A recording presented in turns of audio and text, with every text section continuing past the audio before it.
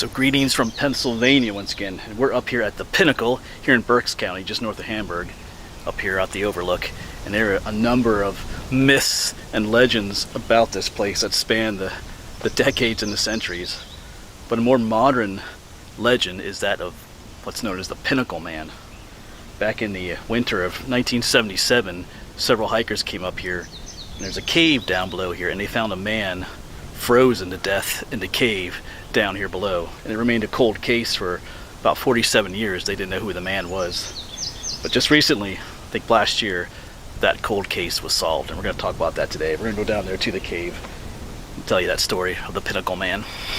There's just some views out here from the Pinnacle. The cave is down there, but you do want to be careful because there are, look at this, several rattlesnakes.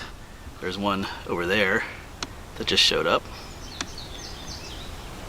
And there's one right down there. So we gotta watch where we step up here. We don't want to end up like the Pinnacle Man. Yeah, so we'll have to watch our step as we're making our way down to the cave, and even in the cave. So, alright, let's start carefully making our way down to that cave. Like I said, we'll keep our eyes open. There's the two snakes, rattlesnakes right there. We just gotta watch where we step. That's all. They don't want to bite you, but if you annoy them, maybe they will. Yes, we gotta go down in there. Alright, so making our way down. No snakes up in here, but our cave is just right down in there. You can go down here, but it's a little bit easier to go down and around, which is what I think I'll do. Oh, this looks more snaky over here, but anyway, we'll be careful.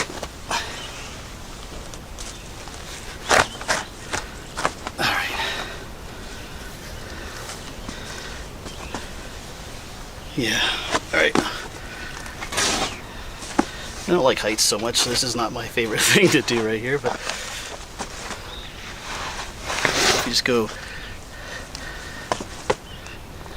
down around through here. Well, I ended up coming down this way anyway, instead of going around. But yeah, there's the cave entrance, and that's where they found this man, the Pinnacle Man.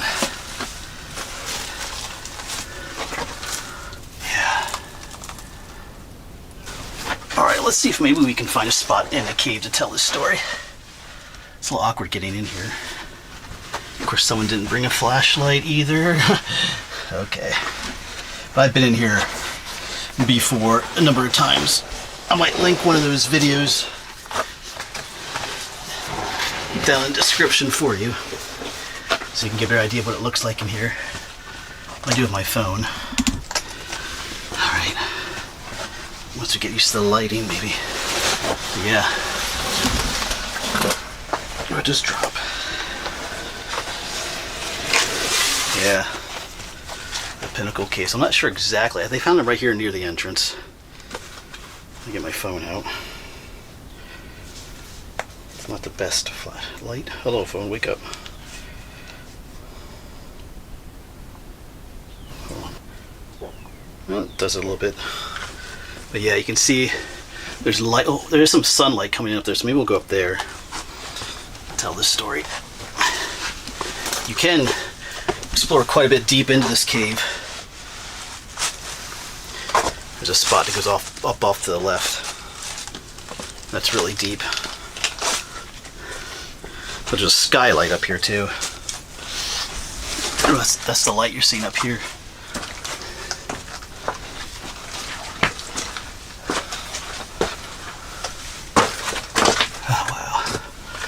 No snakes in here though.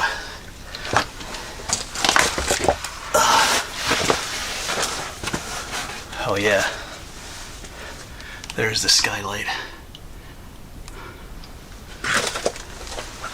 And the cave continues on that way, but it's gonna get a little bit too dark for us. Alright. Well, isn't this cozy? I know you can't see my face too well, but kind of gives a nice, I don't know, has a nice look to it. The sun shining down here in this little cave.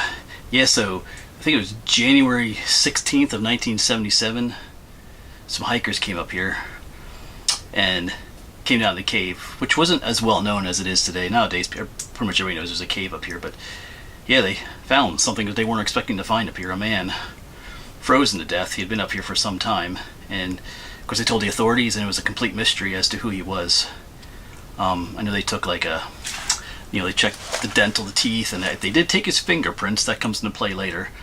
That was the key thing in finding out who he was. But the thing is, though, they lost that fingerprint card for some reason. It was misplaced or whatever. So yeah.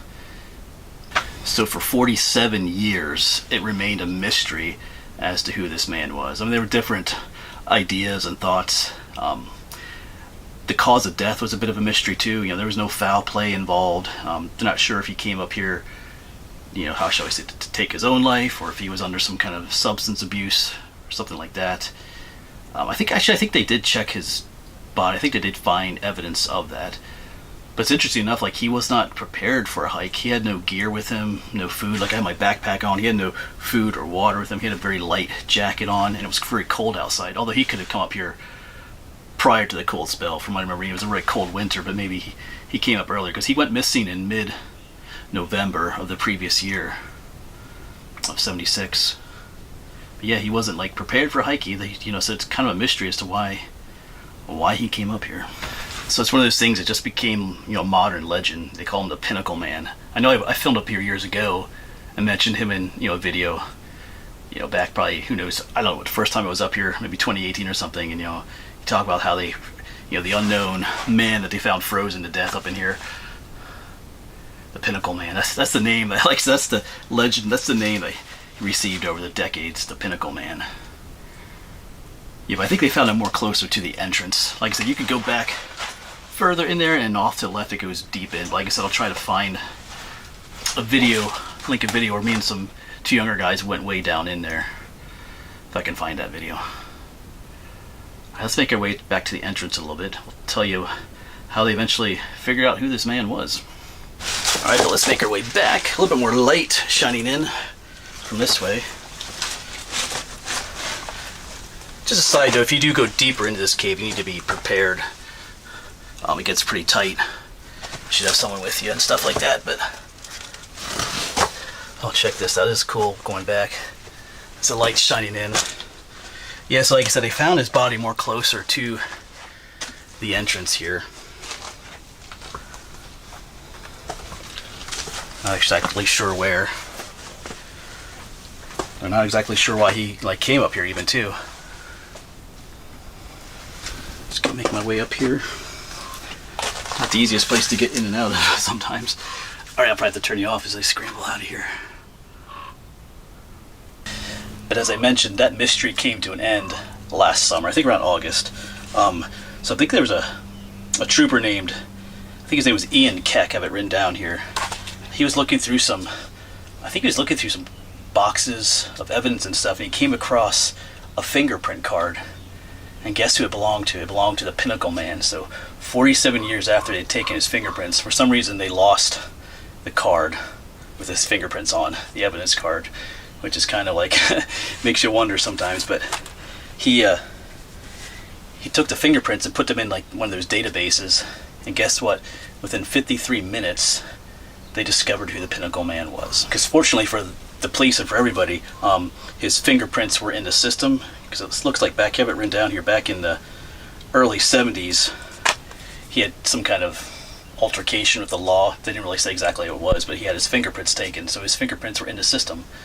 And all it took was the system 53 minutes to find out who he was. And his name was Nicholas Paul Grubb. He was 27 years old at the time. Nicholas Paul Grubb. He had served in the National Guard.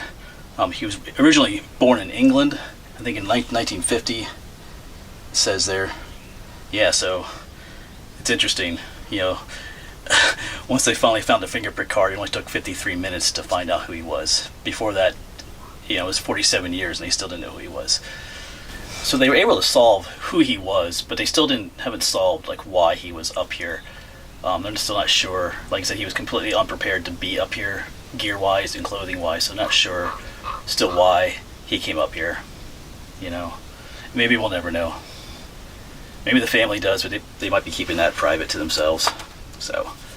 But yeah, he was reburied. I think they originally buried him in what they call a potter's field because they knew who he was, but now he has been reburied with his family. Alright, but farewell to the cave.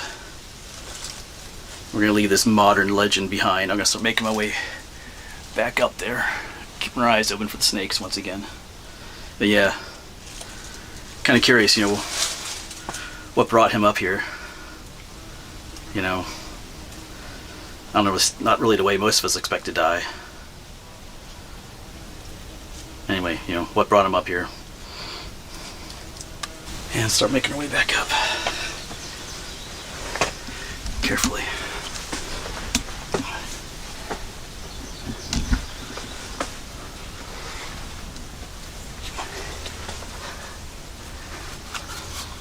Watch where you put your hands.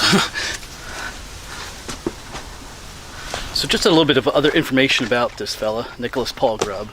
And there's another mystery yet too, dealing with the family. Yeah, so his dad was a minister. He came over from England, and he was from the Fort Washington area, just outside of Philadelphia. Actually, where my friend Walter Zollner lives. If you guys follow Walter, I think he lives in that area. But one mystery too is when they found this man, you know, they put out all kinds of information about it, you know, missing person stuff. Hey, who is this guy? They have a sketch of him, which I think I'll show that to you. I'll show that sketch to you right now. They drew a sketch of him, sent that out. I might have that sketch on the thumbnail picture of this video too. But yeah, it's kind of, one mystery is like he went missing just, you know, a month or two earlier, and then all of a sudden they find this fellow up there in the Pinnacle cave, and they're asking people, hey, do you know who this guy is? Are you missing anybody? But the family never put the two together, or as far as we know, because we're not that far away from the Philly area. So here's this man, mysterious man found in this cave. Their son went missing just a little while ago, but it's like the two never went together. That's kind of a mystery. But the fella seems to have had a bit of a troubled past or troubled history, so maybe when he went missing, maybe the family didn't think much of it because it was just kind of the norm with him. But still, you know, when a family member goes missing and then they find someone with, you know, an hour or so away from you, some mystery man, you think maybe you'd put the two together. But anyway, it was the 70s too. I mean, today it's a lot easier to put the pieces of the puzzle together because you have the internet and all that kind of stuff, social media, but a little different back then. So there you go, there's the mystery of the Pinnacle Man, finally solved. At least solved as far as who he is. Like I said, there's still some other mysteries as to why he went up there, why he was so unprepared, what was going on, but yeah, maybe we'll never know. But at least we know who he is now. Alright. But thanks for coming along with me on this one, folks. It was fun to go back up to the cave. It was cool to, you know, when I first got, I think a couple people sent me links to articles talking about how they found him, so yeah, always interesting stuff. Alright, but thanks for coming along, and hopefully we'll see you on the next one.